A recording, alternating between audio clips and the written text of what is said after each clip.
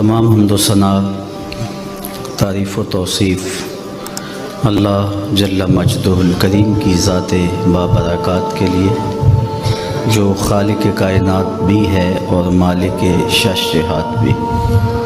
اللہ جل وعلا کی حمد و ثنا کے بعد رسول رحمت، شفیع معظم، نبی محتشم، اللہ کے پیارے، امت کے سہارے، رب کے محبوب، دانائے غیوب، مالک رقاب امم، فخر عرب و عجم، والی کون و مکان، سیاہ لا مکان، سید انس و جاں، سرور لالا رخاں، نیر تاباں، سر نشین مہوشاں، ماہ خوباں، شہنشاہ حسینہ، تتمہ دوراں، سرخیل زہرہ جمالاں، جلوہ صبح ازل، نور ذات لم یزل، باعث تکوین عالم، فخر آدم و بنی آدم، نیر بطحا، رازدار ما اوہا، شاہد ما طغا،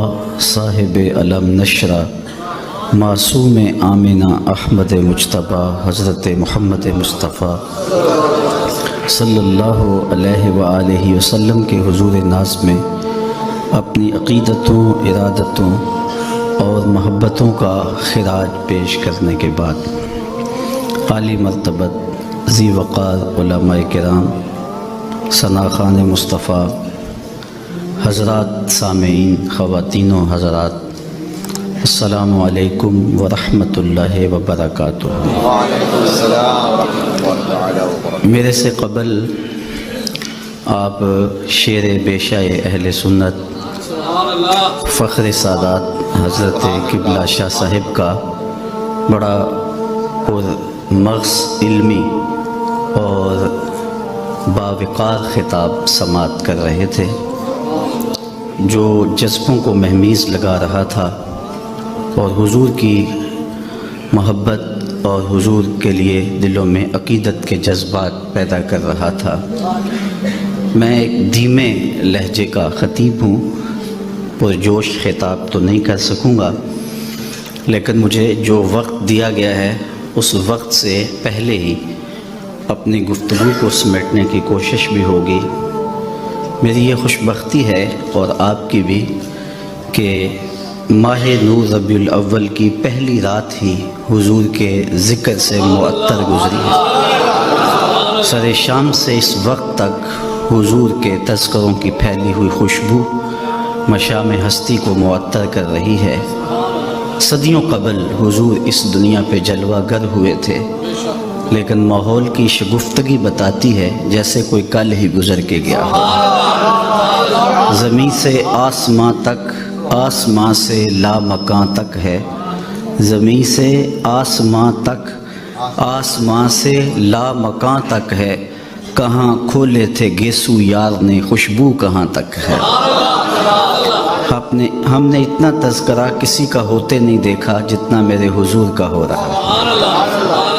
اہل ایمان ہیں کہ وہ حضور کے ذکر سے اپنے قلب اور روح کی تسکین کا ساماں کرتے ہیں۔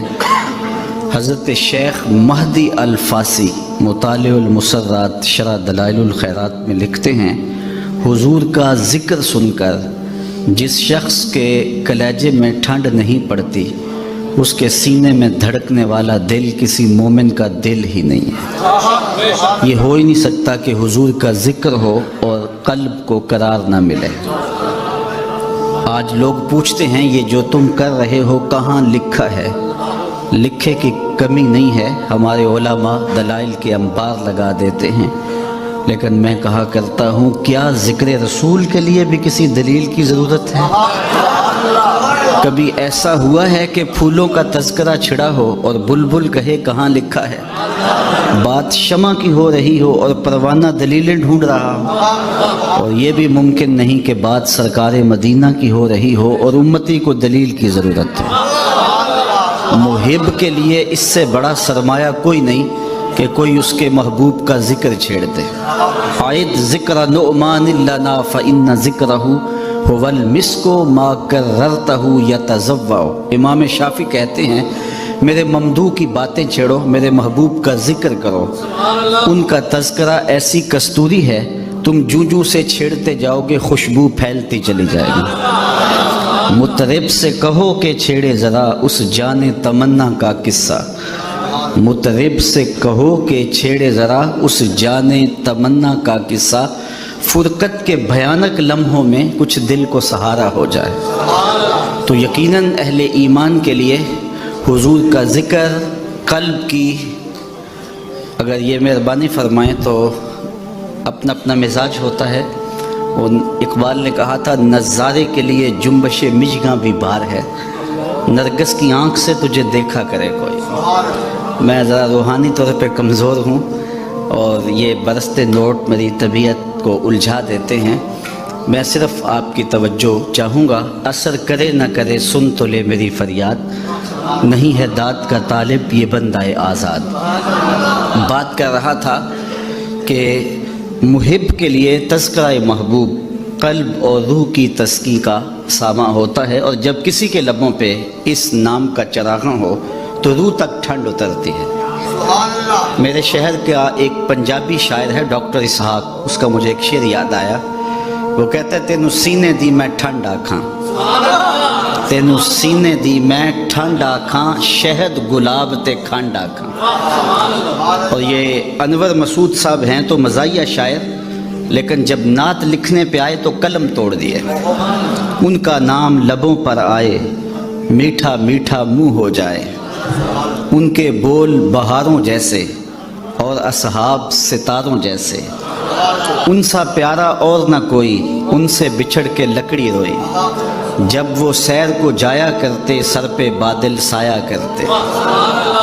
تو یقیناً جب ہمارے لبوں پہ حضور کا نام آتا ہے تو روح تک اس کا قرار پہنچتا ہے، اور محب کے لیے یہ تسکین کا ذریعہ ہے کہ کوئی اس کے محبوب کا ذکر چھیڑ دے۔ علامہ رومی تمثیل کے انداز میں بات کرتے ہیں، لیکن بات سمجھانے کا فن جانتے ہیں۔ وہ فرماتے ہیں کسی نے مجنوں کو دیکھا کہ ریت کے اوپر لیلا لیلا لکھ رہا ہے، پوچھا یہ کیا کر رہے ہو؟ گفت مشق نام لیلا می کنم، خاطر خود را تسلی می دہم۔ کہنے لگا اپنے محبوب کا نام لکھ لکھ کے دکھی دل کو قرار دے رہا ہوں۔ رومی نتیجہ نکالتے ہیں اگر لیلا کا نام مجنوں کو تسکین دیتا ہے تو کیا حضور کا نام امتی کو تسکین نہیں دیتا؟ میں تو کہا کرتا ہوں میں خانہ سہارا دیتا ہے نہ جام سہارا دیتا ہے، ہم کو تو مدینے والے کا ایک نام سہارا دیتا ہے۔ ٹھنڈ پڑ جاتی ہے سینوں میں جب کسی کے لبوں پہ اس نام کا چراغاں ہو۔ یہ ہم جو محافل میلاد منعقد کرتے ہیں مختلف ناموں سے، تو ایک تو اپنے ذوق کی آبیاری کے لیے اور اپنے قلب کی تسکین کے لیے ہم ان کا انعقاد کرتے ہیں، اور دوسری بات یہ ہے کہ یہ ہمارے ذمے ہے کہ ہم حضور کی مدح کریں۔ الصارم المسلول کے اندر ابن تیمیہ نے بھی یہ بات لکھی ہے کہ حضور کی مدح کا قیام دین کا قیام ہے، اور اگر کسی سے یہ فریضہ رہ گیا تو اس سے دین کا ایک اہم رکن رہ گیا۔ اور جب سے خاکے تراشے گئے ہیں ہماری ذمہ داریاں فزوں تر ہو گئی ہیں کہ ہم گلی گلی حضور کے ذکر کی مجالس کا انعقاد کریں اور حضور کے نام کے ڈنکے بجائیں۔ گو حضور کا ذکر ہمارا محتاج نہیں ہے، بلکہ حضرت حسان بن ثابت رضی اللہ تعالیٰ عنہ فرماتے ہیں ما ان مدحت محمدا بمقالتی لیکن مدحت مقالتی بمحمدی۔ لوگوں میں اپنے شعروں سے حضور کی تعریف نہیں کرتا، بلکہ جب اپنے شعروں میں حضور کا نام رکھتا ہوں میرے شعروں میں حسن پیدا ہو جاتا ہے۔ آج ہماری ساری عزتیں حضور کے نام سے ہے نا۔ ہم کہاں عزت کے قابل تھے مگر بستی کے لوگ نعت کے صدقے ہماری آبرو کرتے رہے۔ تو ان کا ذکر کرنا یہ ہمارے لیے سعادت کا سبب اور ذریعہ ہے، اور اگر نہ بھی کریں تو ادھر فرق نہیں پڑتا، اور دوسری بات کہ کرتے بھی رہیں حق ادا بھی نہیں ہو سکتا۔ ساری زندگی زبان ذکر رسول میں تر رہے پھر بھی حق کے شکر ادا نہیں ہو سکتا۔ اللہ نے حضور کی صورت میں وہ کرم نوازی فرمائی ہے۔ یہاں بڑے بڑے جو سخن ور کہلاتے ہیں جب یہاں آتے ہیں تو دم توڑ جاتے ہیں، غالب جیسا شخص جو بات کرنے کا ڈھب اور سلیقہ جانتا ہے اور جس عنوان سے بھی بولے تو غالب غالب دکھائی دیتا ہے. یہ مسائل تصوف کے، یہ تیرا انداز بیاں غالب، ہم تجھے ولی سمجھتے اگر بادہ خار نہ ہوتا. جس عنوان سے بھی آئے، ذکر اس پری وش کا، پھر بیاں اپنا تھا، بن گیا رقیب آخر جو راز داں اپنا تھا. تو بات کرنے کا فن جانتا ہے. جب اسے کہا کہ حضور کی مدح میں لب کھول تو قلم پھینک دیتا ہے اور کہتا ہے غالب ثنائے خواجہ بیزداں گزاشتیم، کہاں ذات پاک مرتبہ دان محمد است. غالب جب میں جانتا نہیں ہوں تو بیان کیسے کروں؟ تو جو جانتا ہے وہی بیان کرنے والا ہے. اسی کی ظہوری نالے ساڈا کی بیان ہے، اودیاں تے صفتاں دا نات خاں قرآن ہے. صورتاں سپارے رنگ نبی دے جمال دا، لب کے لے آواں کتوں سونا تیرے نال دا.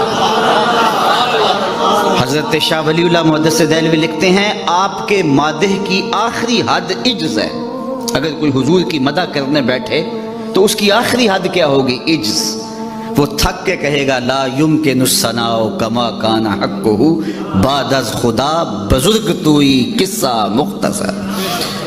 تو حق بھی ادا نہیں ہو سکتا، لیکن یہ سعادتیں سمیٹنے کے لیے ہم حضور کا ذکر کرتے ہیں. تیسری بات، حضور علیہ السلام کا میلاد کر کے، حضور کا ذکر کر کے ہم ایک تیسرا مقصد حاصل کرتے ہیں، اور وہ کیا کہ یہ ورثہ جو ہمیں حب رسول کا اپنے ماں باپ سے ملا تھا، ہم اس ذریعے سے اپنی نئی نسل کے اندر منتقل کرتے ہیں. ہم نے ہمارے ماں باپ نے ہمیں حضور کا نام دیا تھا. اقبال نے کہا تھا نام تو از پدرا موختم، حضور آپ کا نام میں نے اپنے باپ سے سیکھا تھا. تو آج ہم حضور کا ادب کرنے والے ہیں، حضور سے محبت کرنے والے ہیں، تو ہمارے ماں باپ نے ہمیں سکھایا. اسی لیے امیر ملت علیہ رحمہ فرمایا کرتے تھے جوتے پرانے ہو جاؤ تو نئے خرید لیں، لباس پرانا ہو جائے تو نیا خرید لو، لیکن عقیدہ نیا نہ لینا، عقیدہ پرانا ہی رکھنا. نیشا پور کے ایک محدث آخری دم توڑتے لمحوں میں اپنے شاگردوں کو بلا کے کہنے لگے کہ تم سب گواہ بن جاؤ، میں نیشا پور کی بوڑھی عورتوں کے دین پہ مر رہا ہوں. میرا وہی عقیدہ ہے جو نیشا پور کی بوڑھی عورتوں کا عقیدہ ہے. تو ہم نے اپنے آباء و اجداد سے دین سیکھا ہے، حضور کا پیار سیکھا ہے، تو یہ ہم نے اپنی نئی نسل کے اندر منتقل کرنا ہے. اس کے زود اثر ذرائع کیا ہیں؟ علماء نے اس پر باقاعدہ کتابیں لکھی اور بہت ساری چیزیں بیان فرمائیں کہ یہ وہ ذرائع ہیں جن سے آپ نئی نسل کے سینے میں حضور کا پیار منتقل کر سکتے ہیں. علامہ اقبال جنہیں حکیم الامت کہا جاتا ہے، حکیم الامت وہ ہوتا ہے جو امت کے مرض کی تشخیص بھی کرے پھر اس کی تدبیر بھی کرے. تو انہوں نے اس مرض، اس امت کے امراض کی تشخیص بھی کی اور اس کا علاج بھی بتایا.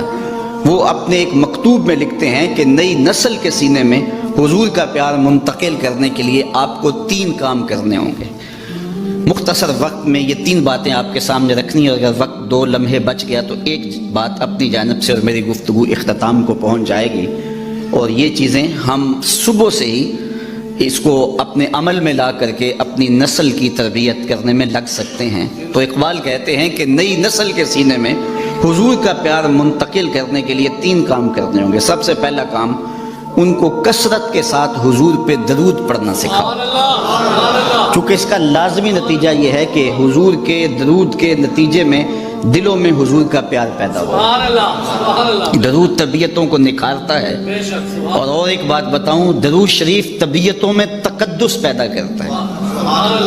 اگر کسی کو یہ خوف ہو کہ میری اولاد غلط ہاتھوں میں چلی نہ جائے اور ان کی عصمت کا جوہر کہیں برباد نہ ہو جائے، کہیں ان کی نظر کا تقدس نہ لٹ جائے، تو وہ اپنی اولاد کو کثرت سے حضور پہ درود پڑھنے کی ترغیب دے. اولاد کو پاک دامنی نصیب رہے گی. درود کا یہ فائدہ بھی ہے کہ طبیعتوں کے اکھڑ پن کو دور کرتا ہے. اگر آپ کو یہ پریشانی ہو کہ اولاد اکھڑ مزاج ہے، بات مانتی نہیں ہے، طبیعت میں سختی ہے، تو ان کو بطور وظیفہ درود کی تسبیح دیں. آپ ہفتوں اشروں میں دیکھیں کہ ان کی طبیعت میں لطافت آ گئی ہے. درود پڑھنے والے کو اللہ ذہانت کی دولت سے بھی مالا مال کرتا ہے. درود پڑھنے کا سب سے بڑا فائدہ یہ ہے کہ رسول کریم نے ارشاد فرمایا قیامت کے دن میرے سب سے نیڑے وہ ہوگا جو کثرت کے ساتھ میرے اوپر درود پڑھنے والا ہوگا. ایک اور بات بھی عرض کرنا چاہتا ہوں. آج 72-73 فرقے ایک بندے کو کھینچ رہے ہیں اور ہر بندے کے لبوں پر قرآن و حدیث کی بولی ہے. عام آدمی پریشان ہو جاتا ہے کہ جاؤں تو کدھر جاؤں. ہر بندہ تحقیق کرنے بیٹھ جائے اور ان 72-73 فرقوں میں سچائی پہ کون ہے اس کو تلاش کرنے لگ جائے تو وہ باقی امور زندگی کیسے بجا لائے گا. تو کیا سادہ سا نسخہ ہے کہ ہم حق کو پہچانیں. 72-73 آدمی ایک بندے کو کھینچ رہے ہوں تو اس کا تو دماغ خراب ہو جاتا ہے. کبھی آپ نے دیکھا ہو لاری اڈے پہ جو کنڈکٹر حال کرتے ہیں پاکستان میں سواری کا, ایک سامان اچک کے لے گیا, دوسرے نے بچے کو پکڑا اور اپنی جانب کھینچ رہا ہے, تیسرا بڑھیا کو بازو سے پکڑ کے اپنی بس میں لے جا رہا ہے. تو بعض عورتیں غصے میں آ جاتی ہیں, پائیا سا کتے بھی نہیں جانا. حالانکہ کہیں تو جانا ہوتا ہے نا, لیکن وہ اس قدر کو ادھر کھینچ رہا ہے, کوئی بچہ ادھر لے گئے ہیں, سامان ادھر جا رہا ہے. تو 70-72 لوگ ایک بندے کو کھینچ رہے ہیں, وہ جائے تو کدھر جائے. یہ بات امام زین العابدین سے اس زمانے میں کسی نے پوچھی, حضرت جب اتنے فرق و ترک ہو جائیں گے تو میرے لیے کیا پہچان ہے حق کی. تو امام زین العابدین نے فرمایا جو اہل السنہ ہوں گے وہی اہل حق ہوں گے. تو سائل بڑا سیانہ تھا, دور اندیش بھی تھا. اس نے کہا اگر بہت سارے لوگ اسی ٹائٹل کے ساتھ موجود ہوں تو اس میں پھر اصلی سنی کی پہچان کیا ہوگی. تو سنو امام زین العابدین نے کیا فرمایا. فرمانے لگے من علامات اہل سنہ کثرت الصلاۃ علی رسول اللہ. نشانی میں بتا دیتا ہوں, کثرت سے حضور پہ درود پڑھنے والے ہوں گے. اب کوئی خیر سے ہمیں درودیہ ہونے کا تانا دے, ہمارے لیے یہ تمغہ امتیاز ہے. میں کہتا ہوں ہم بارودیے نہیں, ہم درودیے ہیں. یہ ہمارے لیے اعزاز ہے, یہ ہمارے لیے افتخار ہے کہ ہم حضور پہ درود پڑھنے والے ہیں. تو کثرت سے درود پڑھو تو اس کا فائدہ یہ ہوگا کہ آپ کو حق ہاتھ میں آ جائے گا. اچھا ایک آخری بات درود کے حوالے سے اور بھی عرض کروں کہ درود پڑھنے والے کے لہجے میں مٹھاس پیدا ہو جاتی ہے. کسی نے اقبال سے یہ راز پوچھا کہ تیرے شعروں میں کھنڈ کہاں سے آئی. غالب اقبال سے بڑا شاعر اہل نقد مانتے ہیں, لیکن جو عزت اقبال کو ملی علیہ رحمہ کو وہ غالب کا مقدر نہیں ہو سکی. تو کسی نے یہ راز اقبال سے پوچھ لیا کہ تیرے شعروں میں یہ مٹھاس کہاں سے آ گئی. تو اس نے کہا کہ میں نے 1.25 کروڑ مرتبہ حضور پہ درود پڑھا تھا. یہ سارا شہد نام محمد کا ہے صلی اللہ علیہ وسلم. میں تنہا کمال سخن کو نہ پہنچا, میرے شعر ہیں اور تاثیر ان کی. تو اپنی اولاد کو کثرت سے حضور پہ درود پڑھنا سکھائیں گے تو اس کا لازمی نتیجہ یہ ہوگا کہ ان کے سینے میں حضور کا پیار پیدا ہوگا. دوسری بات, انسان فطرتاً حسن پسند ہے, یہ انسان کی طبع ہے, اس کا انکار نہیں کیا جا سکتا. جہاں بھی حسن ہوگا انسان ادھر لڑک جائے گا. وہ کاکل داراز میں ہو, وہ لب و رخسار میں ہو, وہ قامت زیبا میں ہو, وہ نرگسی آنکھوں میں ہو, وہ معصوم بچے کی مسکراہٹ میں ہو, اور وہ بوڑھے کے بالوں کی سفیدی میں ہو, وہ دھنک کی شوخی میں ہو, وہ کوسے قضا کی رنگینی میں ہو, وہ پپیہے کی آواز میں ہو, وہ بلبل کے لہجے میں ہو, وہ کوئل کی دل فریب صدا میں ہو, وہ جہاں بھی ہوگی تتلی کے پروں میں ہو, قدرت کی سنائی کے رنگ ہوں, جہاں بھی حسن ہوگا دل ادھر لڑک جائے گا. یہ انسانی فطرت ہے. تو اقبال کہتا ہے جب یہ طے شدہ ہے کہ انسان کا دل حسن کی جانب مائل ہوتا ہے تو پھر آؤ نہ اسے وہاں لے چلیں جہاں حسن بھی پانی بھرتا ہے اور عشق بھی غلامی کرتا ہے. اسے شہنشاہ خوباں کی چوکھٹ پہ لے چلیں. اس عنوان سے صرف ایک حدیث آپ کے سامنے عرض کر کے آگے عرض کروں گا. حضرت ابو طفیل صحابہ میں سب سے آخر میں انتقال کیا ہے. حج کا موسم تھا, لوگوں کا ہجوم تھا, یہ ایک اونچے ٹیلے پہ کھڑے ہو گئے اور لوگوں سے مخاطبہ کرتے ہوئے کہا لوگوں اس وقت روئے زمین پہ میرے علاوہ کوئی نہیں جس نے حضور کو دیکھا ہے, آؤ مجھ سے حضور کی باتیں سنو. اللہ اکبر. اس بات پہ ناز ہے. ہمارے استاد تھے محمد علی حاشر صاحب, وہ بڑے فخر سے کہتے تھے میں مولانا ظفر علی خان کا مصاحب رہا ہوں. مولانا کا اخبار چھپتا تھا زمیندار, تو اس کی شاہ سرخیاں لکھتے تھے, تو بڑے ناز سے کہتے, کمال درجے کے کاتب تھے. میں اقبال کی صحبتوں میں بیٹھتا رہا ہوں, میں نے داغ دہلوی کو دیکھا ہے. یار جس نے داغ دہلوی کو دیکھا ہو, جس نے استاد ابراہیم ذوق کو دیکھا ہو, جو اقبال کی مجلس حاصل کر چکا ہو, جو مولانا ظفر علی کی قربت میں بیٹھتا رہا ہو, وہ تو ناز کرے. اور جس کی آنکھوں نے جمال محمد عربی دیکھا وہ اپنے مقدر پہ ناز کیوں نہ کرے. تو حضرت ابو طفیل نے کہا لوگوں اس وقت روئے زمین پہ میرے علاوہ کوئی نہیں جس نے حضور کو دیکھا ہو, آؤ مجھ سے حضور کی باتیں سنو. لوگ جمع ہو گئے اور کہا صف لنا رسول اللہ صلی اللہ علیہ وسلم, ہمیں حضور کا حلیہ بیان کرو. ہمیں بتاؤ حضور کیسے تھے؟ تو حضرت ابو طفیل نے 3 لفظوں میں حضور کا حلیہ بیان کیا۔ کان رسول اللہ صلی اللہ علیہ وسلم ابیض ملیحن مقصدا، ایک تو چٹے رنگ کے تھے، چٹا رنگ، حضور چونے کی طرح سفید نہیں تھا بلکہ سفیدی میں سرخی کی آمیزش تھی، تو کہا ایک تو چٹا رنگ تھا، دوسری بات ملیحن، حضور کا حسن نمکین تھا۔ اعلیٰ حضرت بولے حسن پھیکے ہیں جب تک نہ مذکور ہو، ہے نمکین حسن والا ہمارا نبی۔ تیسری بات مقصدہ، متوازن، لیسا بالطویل الممغط ولا بالکثیر المتردد، قد چھوٹا بھی نہیں اور پست قامت بھی نہیں، ربع کے لفظ ہے، درمیانی قد، بلکہ درمیانی سے بھی کچھ اٹھتا ہوا قد حضور کا درمیانہ تھا۔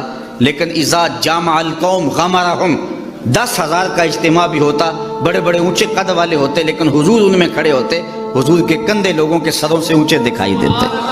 یہ اللہ نے اپنے محبوب کو شان دی تھی۔ تو 3 لفظوں میں حضور کا حلیہ بیان کیا، یاد کیا جا سکتا ہے۔ کان رسول اللہ صلی اللہ علیہ وسلم ابیض ملیحن مقصدا، اور اگر عربی یاد نہیں ہوتی تو گولڑے کے تاجدار نے کام سوکھا کر دیا۔ مکھ چند بدر شاہ شانی، متھے چمک دی لاٹ نورانی، کالی زلف تے اکھ مخمور رکھی ہیں مد بھریاں۔ تو حضور کا حلیہ بیان کرو گے تو نئی نسل کے سینے میں حضور کا پیار پیدا ہوگا۔ تیسری بات اقبال نے یہ بیان کی، وہ کہتے ہیں کہ جس طرح میرے حضور کی صورت جیسی صورت کسی کی نہیں، میرے حضور کی سیرت جیسی سیرت بھی کسی کی نہیں ہے۔ تو جب حضور کی سیرت اپنی نسل کے سامنے رکھو گے تو ان کے سینے میں حضور کا پیار پیدا ہوگا۔ نجی زندگی سے لے کے سیاسی زندگی تک، گھریلو زندگی سے لے کر کے میدان کارزار تک، حضور علیہ السلام کی زندگی دیکھیے، آپ کو ایک عمدہ نمونہ نظر آئے گی۔ ام المومنین سیدہ طیبہ طاہرہ سیدہ عائشہ رضی اللہ تعالی عنہا فرماتی ہیں، میں آب خورے میں پانی لے رہی تھی کہ حضور تشریف لے آئے، تو مجھے جب دیکھا تو حضور نے دور سے کہا عائشہ تھوڑا سا پانی میرے لیے چھوڑنا، تو فرماتی میں نے پانی چھوڑ دیا، حضور نے میرے ہاتھ سے آب خورا لے لیا، پانی پینے لگے تو پھر رک گئے اور مجھ سے مخاطب ہوتے ہوئے کہا عائشہ ذرا بتانا تم نے ہونٹ کہاں لگائے تھے؟ مجھے بتاؤ اگر شوہر کا رویہ بیوی کے ساتھ یہ ہوگا تو گھر جنت کا ٹکڑا بنے گا یا کہ نہیں بنے گا؟ کسی زمانے میں ایک غیر مسلم نے اسلام قبول کیا تو اسے پوچھا گیا کہ اسلام کی کس قدر نے تجھے متاثر کیا ہے؟ تو وہ بولا سیرت کا صرف ایک واقعہ میری ہدایت کا سبب بن گیا۔ کیا واقعہ؟ کہا مجلس حضور کی لگی تھی، ہجوم عاشقاں تھا، تو ایک شخص نے عرض کی حضور میرا بیٹا کئی دنوں سے گم ہے، مل نہیں رہا، آپ دعا کیجئے میرا بیٹا مل جائے۔ قبل اس سے کہ حضور کے ہاتھ اٹھتے مجلس میں موجود ایک شخص کھڑا ہو گیا، حضور میں اس کے بیٹے کو جانتا ہوں اور ابھی فلاں باغ کے قریب سے گزر کے آیا ہوں، وہاں بچوں کے ساتھ میں نے اس کے بیٹے کو کھیلتے ہوئے دیکھا ہے۔ جب باپ نے سنا تو اس نے دوڑ لگا دی، حضور نے فرمایا سے بلاؤ، بلایا گیا، بہت جلدی ہے؟ جی حضور آپ جانتے ہیں ایک باپ کے جذبات کیا ہے، کئی دنوں سے بچہ بچھڑا ہے، اب خبر ملی ہے تو بہت جلدی اپنی آنکھوں کی پیاس بجھانا چاہتا ہوں، ماں الگ تڑپ رہی ہے، کئی دنوں سے اس نے کچھ کھایا نہیں، کچھ پیا نہیں، میں چاہتا ہوں کہ بہت جلد اسے ملوں اور سینے کو قرار ملے۔ فرمایا ضرور جاؤ، میں تجھے روکتا نہیں، روکنے کے لیے بلایا بھی نہیں، لیکن میری ایک بات سنتے جانا کہ جب تم باغ کے کنارے جاؤ اور بچوں کے ساتھ اپنے بچے کو کھیلتا ہوا دیکھ لو تو اسے بیٹا بیٹا کہہ کے آوازیں نہ دینے لگ جانا، اس کا جو نام رکھا ہے اس نام سے پکارنا۔ عرض کی حضور میرا بیٹا ہے، اگر بیٹا کہہ کے پکاروں تو اس میں حرج بھی کیا ہے؟ فرمایا تم کئی دنوں سے بچھڑے ہو، تمہارے لہجے میں بلا کا رس ہوگا اور تم نہیں جانتے، ہو سکتا ہے کھیلنے والوں میں کوئی یتیم بھی کھیل رہا ہو، اور جب تم اپنے بیٹے کو بیٹا کہہ کے پکارو گے تو یتیم کا دل چھریاں اس پہ چلیں گی، آج میرا باپ ہوتا تو مجھے بھی بیٹا کہہ کے پکارتا۔ کہا یہ شوق گھر جا کے پورا کر لینا، یہ ہماری شریعت کا مزاج ہے کہ بیوہ کے سامنے اپنی بیوی سے پیار نہ کرو، غریب کے سامنے اپنی دولت کی نمائش نہ کرو، بلکہ میرے حضور نے یہاں تک فرمایا اپنے گوشت کی خوشبو سے غریب ہمسائے کو تکلیف نہ دو، یا تو تھوڑا سا پانی زیادہ ڈال لو، شوربے کی پیالی ہمسایوں کے گھر بھی بیچ دو، اور اگر ایسا نہیں کر سکتے تو ایسے زاویے میں اور ایسے وقت میں کھانا پکاؤ جب غریب کے بچوں تک اس کی خوشبو نہ پہنچے۔ اگر غریب اور مزدور کے بچے ضد کر بیٹھے اور وہ ضد پوری کر نہ سکا تو ان بلکتے ہوئے بچوں کے آنسو کون پونچھے گا؟ وہ کیا کسی نے کہا تھا نا، دوپہر کو سلا دیتی ہے بچوں کو وہ اس ڈر سے، دوپہر کو سلا دیتی ہے بچوں کو وہ اس ڈر سے گلی میں پھر کھلونے بیچنے والا نہ آ جائے۔ تو حضور کی سیرت جب میرے سامنے رکھی گئی کہ حضور علیہ السلام لوگوں کی نزاکت قلبیہ کا اتنا لحاظ رکھتے ہیں، تو مجھے چارہ نہ رہا کہ اس نبی کا غلام بن جاؤں۔ تو حضور کی سیرت جب سامنے رکھو گے تو لازمی نتیجہ یہ ہے کہ ان کے سینے میں حضور کا پیار پیدا ہوگا۔ آخری بات وہ یہ کہ حضور کے فضائل و مناقب بیان کرو۔ میں فرقہ واریت پر لعنت بھیجتا ہوں، لیکن میں آپ سے انصاف کی بھیک مانگتا ہوں۔ اگر یہ آپ اپنی اولاد کو یا کوئی کہے کہ نبی دیوار کے پیچھے نہیں جانتا، تو مجھے بتاؤ کہ کیا اولاد آج نہیں تو کل پوچھے گی نہیں کہ آج جدید ٹیکنالوجی کے ذریعے سے پہاڑوں کی رگوں میں سونا کہاں پایا جاتا ہے یہ بھی دیکھا جا سکتا ہے، زمین کی تہوں میں تیل کہاں ہے یہ دیکھا جا سکتا ہے، اور نبی دیوار کے پیچھے بھی نہیں جانتا؟ سائنس آگے چلی گئی، نبی بہت پیچھے رہ گیا۔ تو نئی نسل کو بتائیں گے یہ کسی نے اندھیرے میں بیٹھ کے لکھا ہے۔ باقی رہی بات نبی کی، نبی تو نبی رہا، نبی کا غلام حضرت عمر رضی اللہ تعالیٰ عنہ منبر پہ جلوہ فراز ہوتا ہے، اور دیوار نہیں، راستے میں کئی پہاڑ ہیں، 1 مہینے کی مسافت ہے، نہامت میں جنگ ہو رہی ہے۔ حضرت ساریہ پہاڑ چھوڑ کے آگے بڑھنے لگے، یہیں سے آواز دیتے ہیں یا ساریہ الجبل، اے ساریہ پہاڑ نہیں چھوڑنا، یہ شان ہے خدمت گاروں کی، سرکار کا عالم کیا ہو۔ اگر اولاد کو یہ کہیں اور یہ سبق دیا جائے کہ نبی کسی چیز کا اختیار نہیں رکھتا، تو مجھے بتائیے کہ کیا اولاد پوچھے گی نہیں؟ آج انسانی اختیارات تو آسمان کی بلندیوں کو چھو رہے ہیں، ایٹم کا کلیجہ شک کیا جا چکا ہے، چاند کی چھاتی روندی جا چکی ہے، مریخ کے سفر کی تیاریاں ہیں، آج پوری دنیا گلوبل ولیج بن گئی ہے، آج جو ہے وہ پانیوں کو اور ہواؤں کو مسخر کر لیا گیا ہے، اور نبی کسی چیز کا اختیار نہیں رکھتا۔ تو اپنی اولاد کو بتانا ہوگا، نبی کے اختیار کی بات پوچھو، نبی انگلی اٹھائے چاند کے ٹکڑے ہو جائیں، سورج پلٹ کے عصر کے وقت پہ آ جائے، اور سڑیاں کھجوراں اگا جاندہ ہے، اور پتھراں نو کلمے پڑھا جاندہ، قطرے کو سمندر ذرے کو ستارہ کرتے ہیں، کونین کو خم آ جاتا ہے جب زلف سوارا کرتے ہیں۔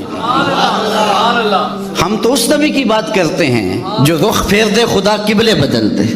قبیلہ بنو سلمہ کی مسجد ہے، 4 رکعتی نماز ہے، 2 رکعتیں ہو گئی ہیں، 2 رکعتیں ابھی باقی ہیں، خاطر آتر میں بات آئی قبلہ بدل جائے تو کیا خوب، تو فوراً طائر سدرہ نشین کے پروں کے پھڑپھڑانے کی آواز آنے لگی۔ محبوب پروگرام بن گیا تو پھر دیر کا ہے کا، ابھی رخ پھیر لو، یا اللہ تیری نماز تو پوری ہو لے۔ ہم نے نماز کا وقت بدلنا ہو تو 1 دن پہلے بتاتے ہیں، کل سے نماز ظہر اتنے بجے ہوگی، یہاں تو قبلہ بدلنا تھا، ایک نماز ہی پہلے بتا دیا جاتا، کہا نہیں محبوب ابھی رخ پھیر لے، یا اللہ تیری نماز تو پوری ہو لے، کہا میری نماز بعد میں پوری ہوگی، پہلے تیری مرضی پوری ہو۔ می وریا کستوریاں دا جدو یار نے چوڑیاں زلفاں، تے قبلہ عہدے بنیا سائم جدے یار نے موڑیاں زلفاں۔ تو پتہ نہیں کس کو دیکھا ہے، کس کو سنا ہے، کس کی بات کرتا ہے۔ اللہ اکبر۔ ہمارے بزرگ فرمایا کرتے تھے تو نے حلیمہ کی بکریوں کے پیچھے پیچھے دیکھا ہے، سدرہ پر جبریل کے آگے آگے نہیں دیکھا۔ اور اقبال کہتا ہے تو نے یوسف کو کنویں میں دیکھا تو کیا دیکھا، آرے ناداں جو مطلق تھا مقید کر دیا تو نے، تو ابھی تک کنویں میں ڈھونڈ رہا ہے، وہ مصر کے تخت کا مالک بھی بنا ہوا ہے۔ تو جب نبی علیہ السلام کی عقیدت سینوں میں پیدا ہوگی تو لازمی نتیجہ یہ ہوگا کہ حضور کا پیار پیدا ہوگا۔ اور میں کہتا ہوں یہ چاروں چیزیں حضور کی محفل میلاد میں موجود ہوتی ہیں، بار بار درود بھی پڑھا جاتا ہے، حضور کے فضائل و مناقب بھی بیان ہوتے ہیں، حضور علیہ السلام کا حلیہ بھی بیان ہوتا ہے، حضور کی سیرت بھی بیان ہوتی ہے۔ صرف ہمیں اپنی محافل کو، اپنی مجالس کو مرتب کرنے کی ضرورت ہے، اور اپنی محافل و مجالس کو پیشہ وروں سے محفوظ کر کے با مقصد بنانے کی ضرورت ہے۔ اگر ہم اپنی محافل کو، اپنی مجالس کو با مقصد بنا لیں تو ان محافل کے ذریعے سے ہم امت کو کھڑا کر سکتے ہیں، اور عشق رسول سے ہی امت کھڑی ہوگی۔